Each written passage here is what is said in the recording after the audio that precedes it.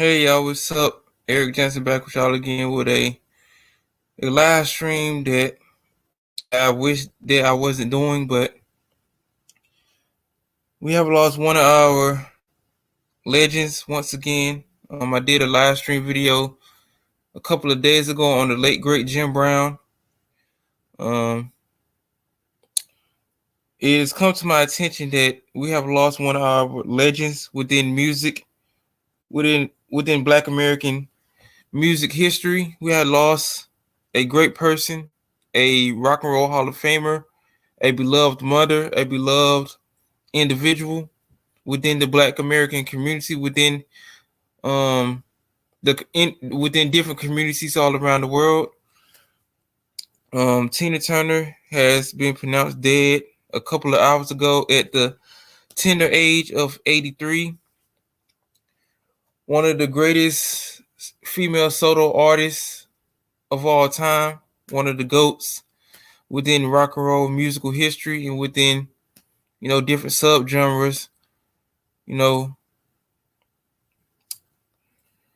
it's been a real hard year for, celebrities, just different people dying. In January, we lost Gangster Boo, Bobby Cladwell. We lost a couple of months ago. Jim Brown, and now we lost Tina Turner. It's this a sad one, man, because this one really hurts. The Jim Brown one really hurt me too, because you don't really see a lot of these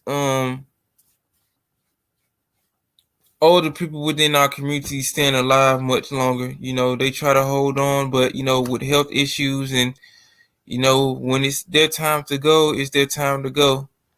But I wasn't expecting this. With all the pain and all the chaos that's going on in the world, you wasn't expecting to hear about Tina Turner, passing away.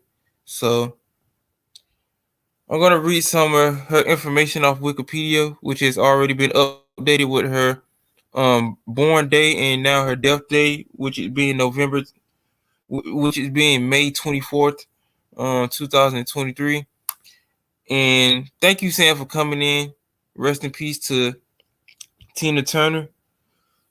She was born Anna Mae Bullock, November 26th, 1939. She died today, May 24th, 2023. She died at the tender age of 83 years old. She was a singer, dancer, actress, and author.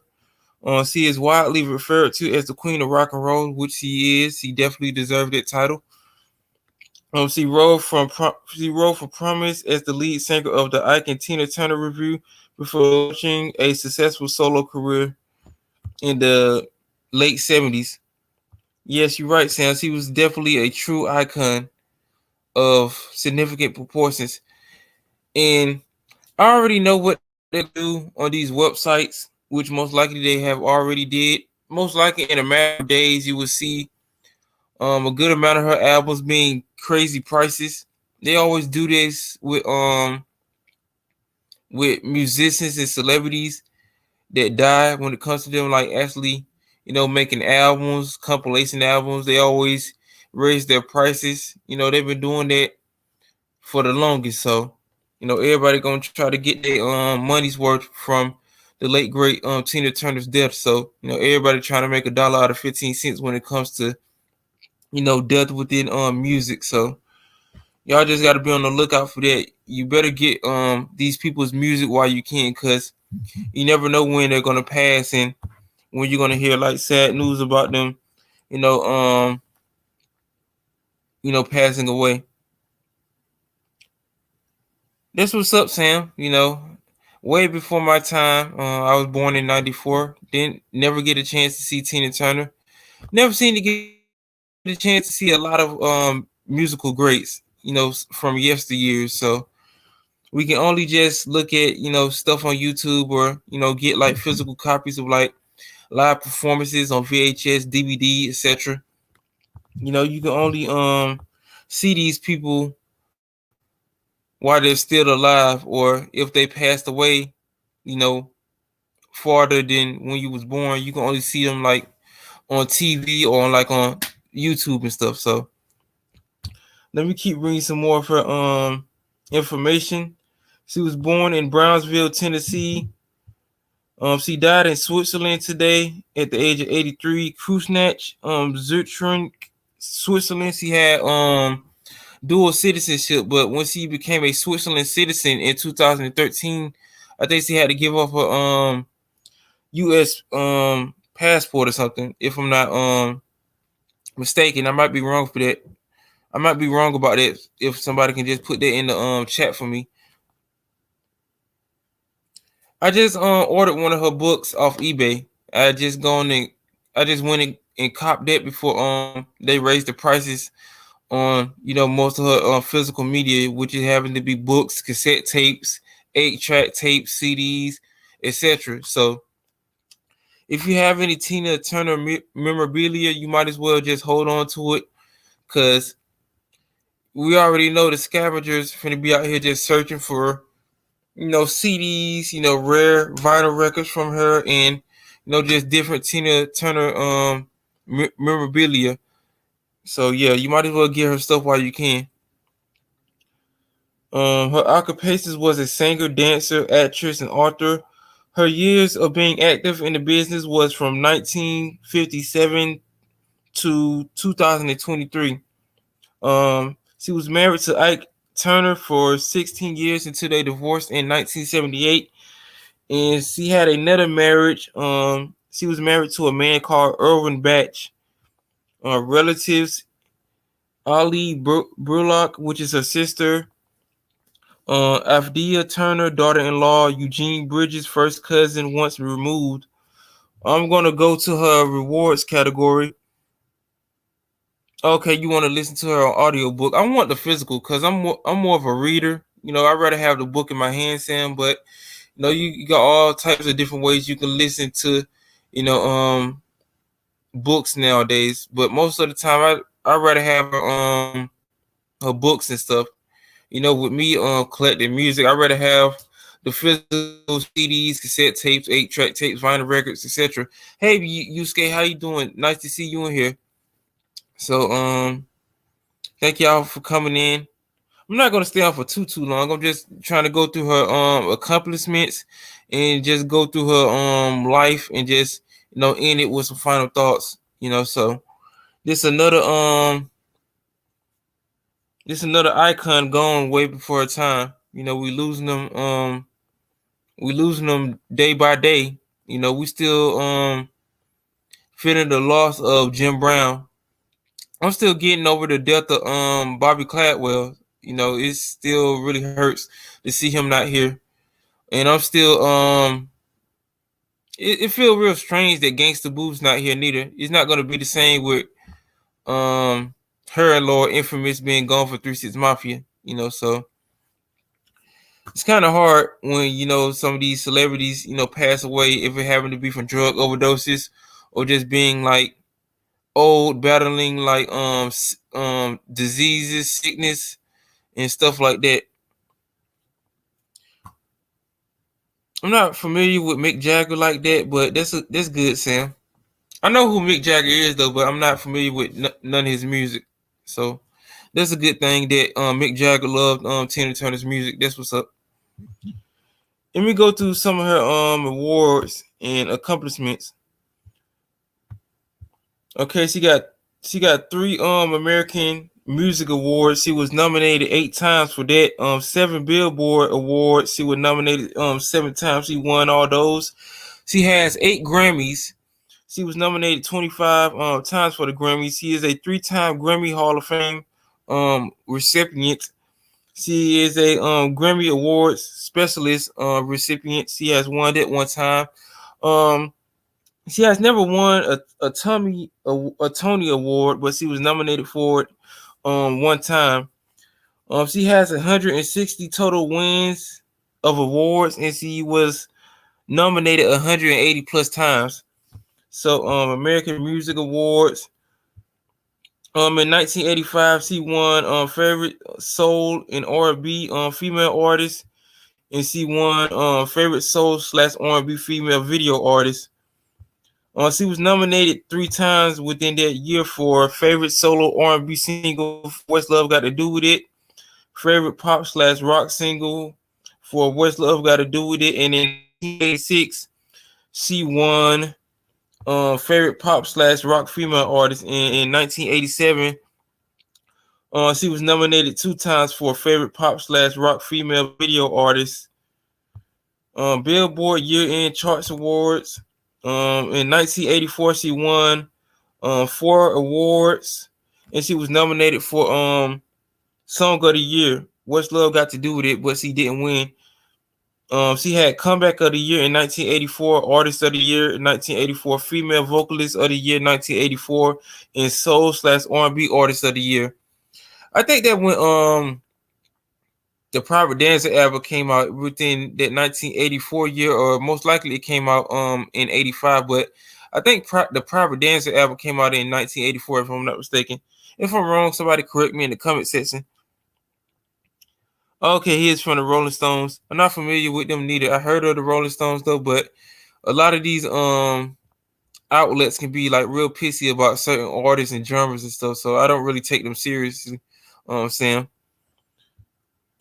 Cypress Music Awards, Essence Awards, Grammy Awards. In 1962, she was nominated for Best Rock and Roll Recording. She didn't win. 1970, The Hunter, Best Female R&B Vocal Performance. She was nominated. In 1972, she did win her first Grammy for Best R&B Performance by a duo or vocal group.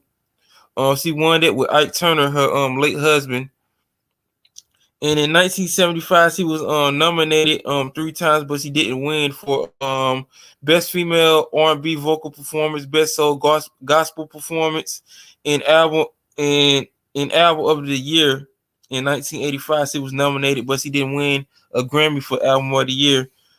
She won 3 Grammys in 1985 for Record of the Year, Best Female Pop Vocal Performance, and Best Female Rock Vocal Performance. And she was nominated 2 times in that year, but she didn't win for Best Female R&B Vocal Performance, and she didn't win for Best Short Form Music Video. And she won another Grammy for Best Female Rock Vocal Performance.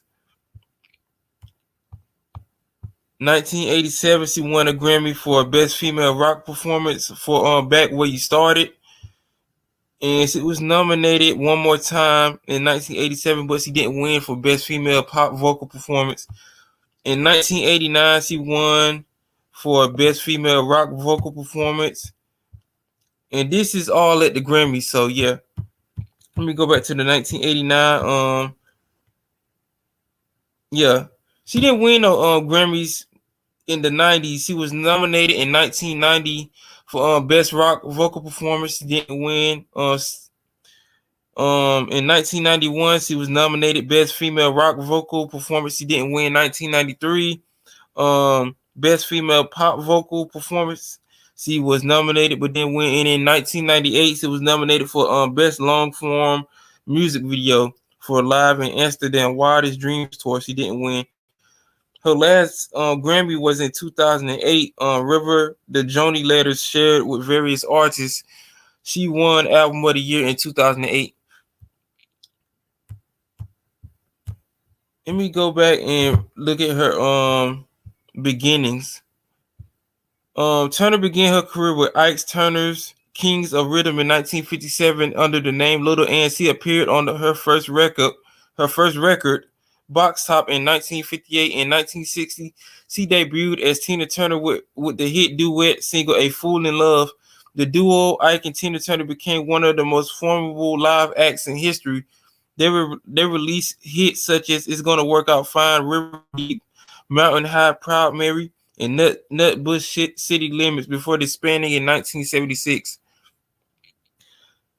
In the 1980s, Tina Turner launched one of the greatest comebacks in music history. Her 1984 multi-platinum album, Private Private Dancer contained the hit song What's Love Got to Do with It, which won her a Grammy Award for Record of the Year and became her first and only number one song on the Billboard Hot 100. And I think Diana Ross only got one she only got one top Billboard 100 chart success single, which is at number one, and I think it's Upside Down if I'm not mistaken. So Tina Turner had major success on the Billboard Hot 100. Her only number one, her only top, her first and only number one song on the Billboard Hot 100. Her chart success continued with Better Be Good to Me, Private Dancer, We Don't Need Another Hero, Thunderdome, Typical Male, The Best, I Don't Want to Fight, and Go to I Do. Her break every Rural World tour in 1988. She set a then Guinness World Record for the largest playing audience of 180,000 people for a solo performer. So she had the Guinness Book of World Records for the most the largest playing audience, which was 180,000 people in the 1988 Break Every Rural World tour in 1988. So I don't know when that record was broken, but if anybody have any information about that, just put it in the chat.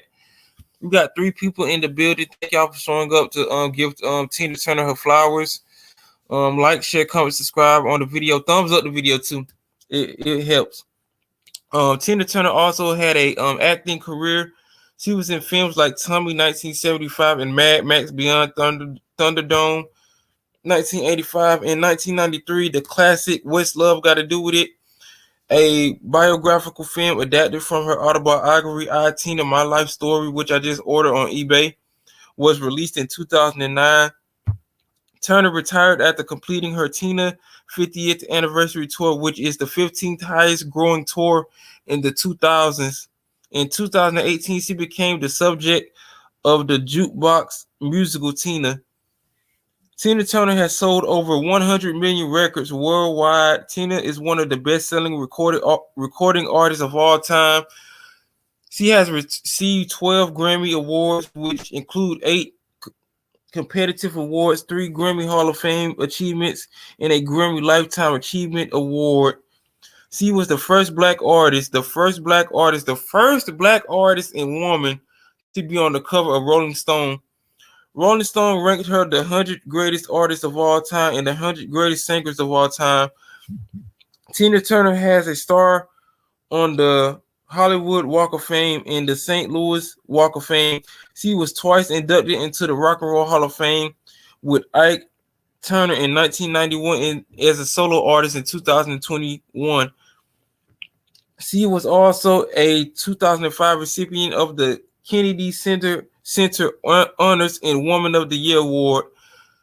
Tina Turner died following a long illness on May 24, 2023 at the age of 83.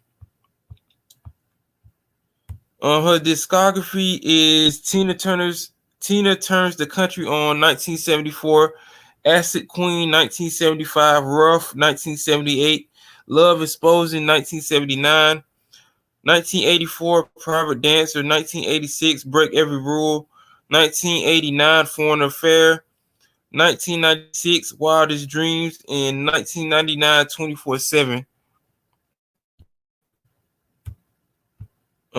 She has a book called Ike Tina My Life Story. 2018 My Story, a memoir. 2018 Happiness Becomes You, a guide to changing your life for good in 2020. And Tina Turner, That's My Life. And it doesn't have the year for that book that just came out. Hey Mike, what's up? How you doing, brother? You know, just coming in here, sending our condolences to Tina Turner's family. And you know, we trying to send the sister off strong, man. So I just want to say rest in peace to the late great Tina Turner. And oh yeah, in 2020, she sold her I have to look it up a little bit because he did sell her. I just want to make sure I get this right. Oh yeah, in 2020, she did sell her music catalog for 50 million dollars. She sold her music rights for $50 million.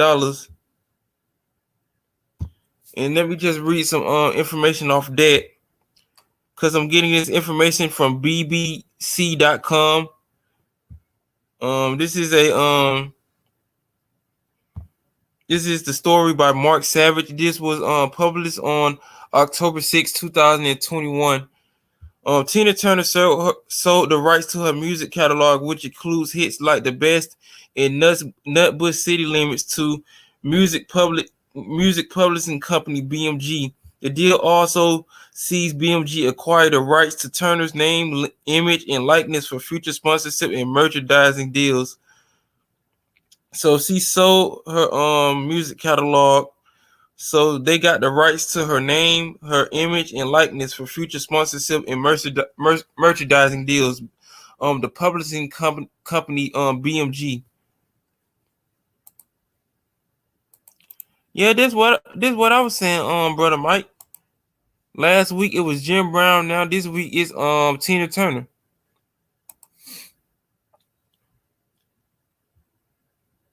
The company did not disclose how much it paid, but industry sources said that the figure would be north of $50 million.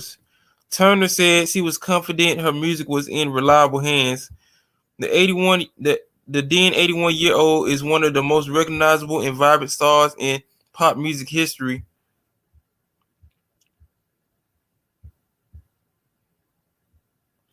It says that the deal with BMG sees her handing over her share of the recording and publishing rights for those hits and dozens more spanning the 6 decades of her career.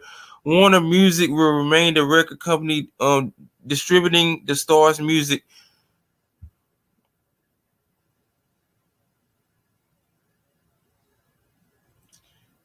It says that the company intended to introduce Turner's work to new audiences, particularly on streaming and music-focused social media platforms like TikTok.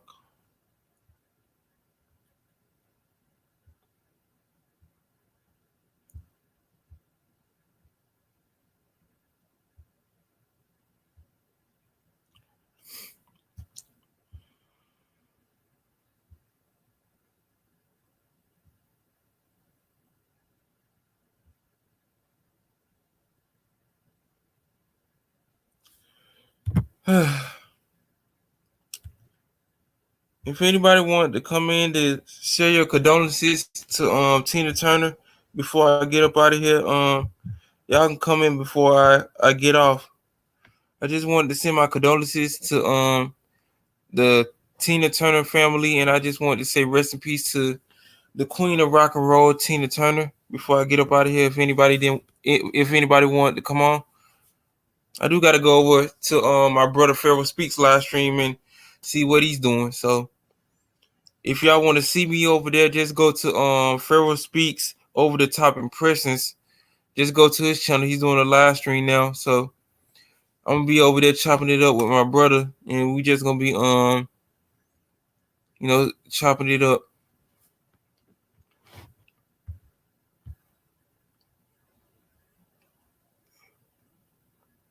Yeah, man. Y'all gotta not take life for granted, man, because any day can be your last day. So you might as well just count your blessings while you can, because any day can be your last day on this earth. So you might as well just live life to the fullest and do the best that you can, because it's real wicked out here in the world, and you really can't trust a lot of people out here when it comes to people actually protecting you, actually caring for you.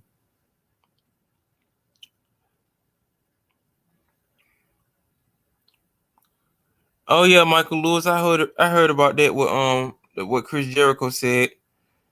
And I do agree with him that some of those rock artists definitely do deserve to be in the Rock and Roll Hall of Fame. And see, this is what pissed me off about the Rock and Roll Hall of Fame. you expect some of these rock and roll groups that already be in, but they don't really give them a chance to be in because not all of their members might even be in to get nominated. Most of them might be dead. Some of them might not even be able to, get their props while they're still alive. So with people talking about, different people in different genres of music not being able to get into the Rock and Roll Hall of Fame. Now I can agree with some artists waiting before, a lot of legendary groups like, Iron Maiden, Kiss, who's already in the Rock and Roll Hall of Fame. But when you have groups like the Stylistics, groups like, the Fat Boys, Rock and Roll, and you have like artists like LL Cool J, they deserve to be in too.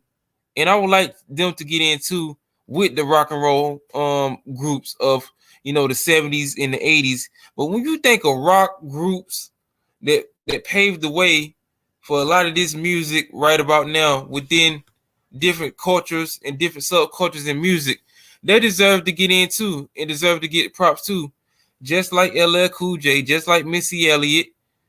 If you paved the way and you've been revolutionary within music and you made a significant impact in music, you should celebrate these people while they're still here. Now, everybody and their mama can't get into the Rock and Roll Hall of Fame. I can name you certain groups and certain artists that I like that might never get into the Rock and Roll Hall of Fame, but it's just all politics when it comes to, you know, people getting into the Rock and Roll Hall of Fame or having to wait. I know who Iron Maiden is, just not off the t-shirts. I listen to different types of music. They definitely should be in the Rock and Roll Hall of Fame. It's long overdue for them to actually get in. Yeah, I know Chris Jericho mostly from wrestling, being a legend in WWE and tearing it up in AEW. But I do like some of his music from his group. But that's Chris Jericho's opinion. Everybody got their opinion. So Iron Maiden should definitely be into the Rock and Roll Hall of Fame. And this is what pissed me off about the Rock and Roll Hall of Fame. They do a voting process now. See, they should just automatically put some of these artists in. I think Cyndi Lauper, she should have been in the Rock and Roll Hall of Fame this year. I don't think she got fully nominated. They going off a voting process. So I believe LL Cool J should have been in a long time ago. I don't believe Tupac should have went in before LL Cool J. I don't think Jay-Z should have went into the Rock and Roll Hall of Fame. I think him and Nas should have went in a little later on when it comes to like the hip hop category. And I think the Fat Boys should have been in the Rock and Roll Hall of Fame a long time ago. When you think of 80s hip hop groups, you got your Run DMCs, you got your Beastie Boys. I mean, you got your. I think Eric B. and Rakim should be in the Rock and Roll Hall of Fame. I know Public Enemies in NWA, Grandmaster Flash and the Furious Five. Shit, they barely want to put Janet Jackson in the Rock and Roll Hall of Fame. Everybody gets so butthurt about different sub-genres and different genres of music going into the Rock and Roll Hall of Fame. But Kraftwerk, they did electronic music, even though they did rock music in the beginning of their careers. They revolutionized the electronic music genre. So I think it's bullshit when it comes to certain artists and certain groups and certain criteria when it comes to the Rock and Roll Hall of Fame. And that's why I say that if you celebrate a certain genre of music, and if you know what you're good at in your music and in different realms, and you specialize in something, it should be a different Hall of Fame for artists that might not never be able to get into the Rock and Roll Hall of Fame just because of the politics and just because of the bullshit that goes along with it. It should be a place where you can celebrate your music and celebrate artists and celebrate groups that actually made good music.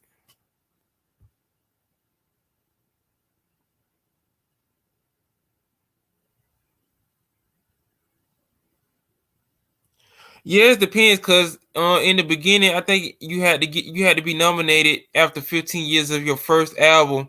Now you have to be 25 years removed from your first album to be nominated for the Rock and Roll Hall of Fame. So you gotta wait 25 years after your solo album to be nominated for the Rock and Roll Hall of Fame. And a lot of these people should have already been in the Rock and Roll Hall of Fame. And I understand what he said about, certain rock groups and stuff.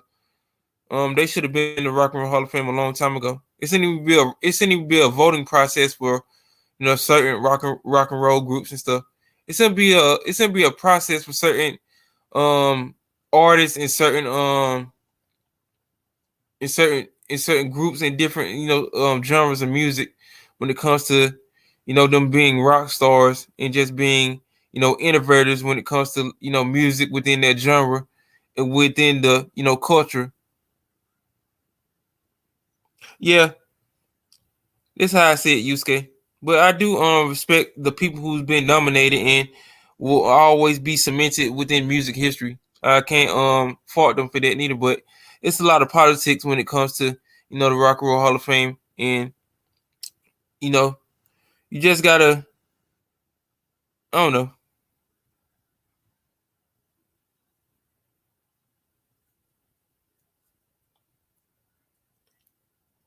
I have to see what year Elvis went into the Rock and Roll Hall of Fame because I don't know when his first album came out.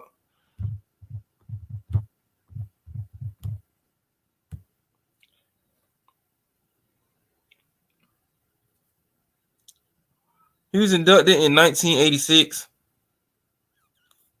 So they might not even had the 25-year criteria back then. No telling how long you had to wait until the Rock and Roll Hall of Fame put you in, because the Rock and Roll Hall of Fame is not like what it used to be. So I can't fault them for that. Jerry Lee Lewis. It depends on like when your first album came out. So this how they do it now. You have to wait 25 years after your first album went out. And I was saying earlier with the Fat Boys, they should have been in a long time ago. I think Eric B. and Rakim should go in one day. It's a lot of artists and a lot of groups. I think the System should go in. They're a very underrated group from the 80s. Their first album, Sweat, came out in 1982. And they had a really solid career within, the early 80s and through the late 90s. I think that's an underrated group from the 80s, the System. I think they should go in the Rock and Roll Hall of Fame. But yeah, I don't know Jerry Lee Lewis like that. I'm more familiar with Elvis music. But yeah, thumbs up the video, y'all. It'll help the video get out.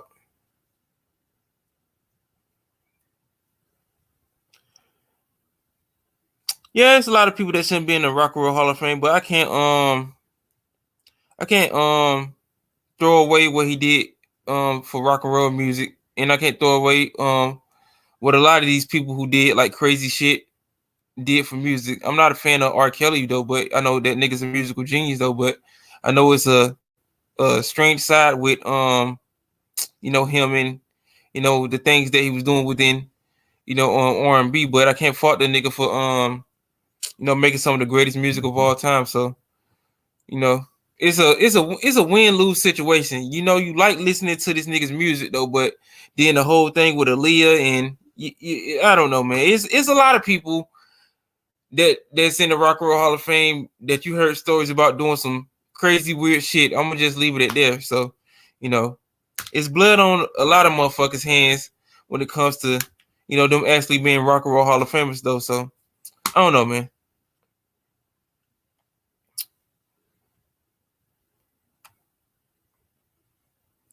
But yeah, you're right, Yusuke. The Rock and Roll Hall of Fame is nothing but a popularity contest. Yeah, it just depends on who you talk to. But like certain people shouldn't be nominated their first time. I think certain people should wait. Like when it comes to them actually being nominated and being put in. I think Jay-Z should have waited a long time ago. He should have waited a little longer. I don't think Jay-Z should have went into the Rock and Roll Hall of Fame. I think he could have waited a couple more years. I don't think Biggie Small should have went in. I think he could have. I think LL Cool J should have went in way before him. I think they could have waited a couple more years for Biggie to get in. That's just me. That's just my opinion of how I feel. I think Rick James should be in the Rock and Roll Hall of Fame already. It's kind of a tragedy that he's not in. Tina Marie, she definitely need to be in the Rock and Roll Hall of Fame. It's kind of crazy that neither of them are in the Rock and Roll Hall of Fame, let alone have been nominated. There's a lot of artists and a lot of groups that you can see in the Rock and Roll Hall of Fame one day, but most of the time they'll wait till they die, and it'll just be like certain members that's left in the group. They'll just be up there, accepting the award for their fallen members and stuff. I wouldn't say that Michael Lewis, but I think Jay-Z's a rock and roll Hall of Famer. That's just me. I think he should have waited a couple of more years. It would have been real nice for him and Nas to go in together. That would have been real good. Yeah, we definitely need a hip hop Hall of Fame. He's definitely a first ballot Hall of Famer. I'm not the biggest Jay-Z fan like that. I really don't like none of his later stuff. A couple of hits and misses right there, but I can't fault what the dude did for music. Just like I can't fault like certain artists and certain groups that I might not like their contributions to music and stuff, even though I might not like them though. But yeah, that's just your opinion, Michael Lewis. I ain't gonna fault you for that. I don't like Lizzo though, but niggas listen to her music though. I'm not a big Lizzo fan, so yeah.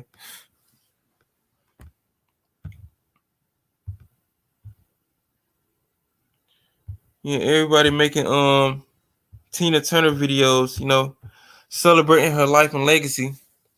I'm glad y'all sticking with me in here too, cause if it was up to me, I wouldn't want to do this video. I don't like reporting on sad news of our fallen legends, passing away. But yeah, you gotta let me know when they're gonna finish the process of the Hip Hop Hall of Fame. Is they gonna make a museum of it, or is it like a building? Michael Lewis, you gotta let me know.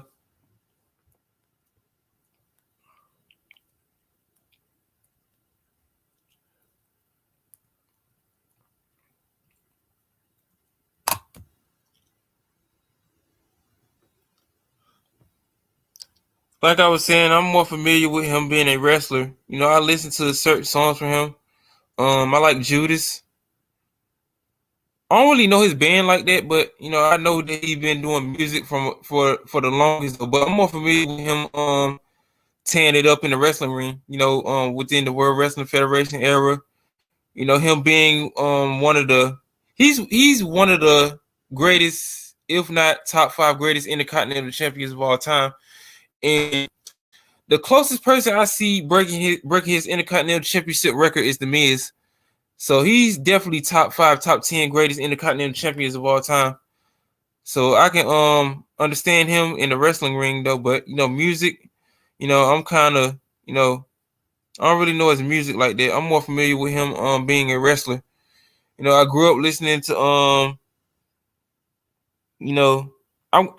I grew up looking at Chris Jericho in the wrestling ring. So yeah.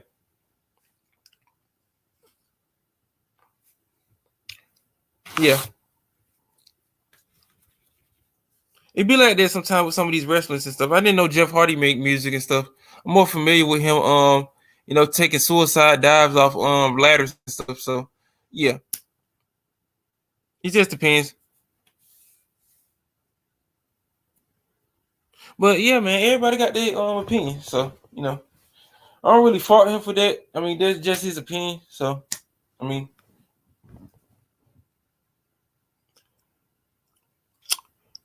yeah, there's certain levels to music and stuff. Everybody ain't gonna be Metallica or Kiss.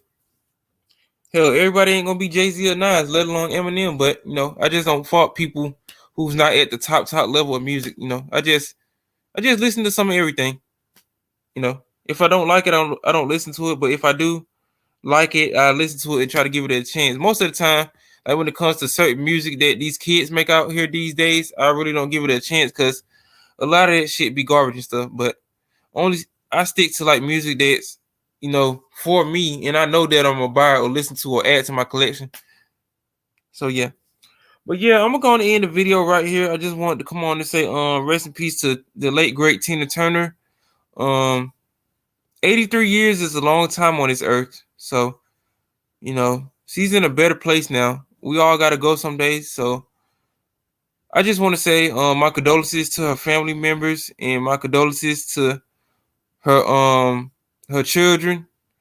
And I just want to say for all the fans out there, if you have any memorabilia of Tina Turner, of her time being on this earth within her musical history, you might as well keep that stuff, because that is going to be a highly collectible. You don't want to be out here, losing, classic stuff like that when it comes to our legends. You might as well want to save that stuff. And with certain music that I have in my collection, I want to save it for like the later generation. So like when it comes to our legends like a Michael Jackson or a Prince or a Tina Turner, etc. You might want to just save some of those jewels for like the later generation to show them that, not all music got to be about, riding around, in foreign cars, just looking at stuff that's not suitable for children. With a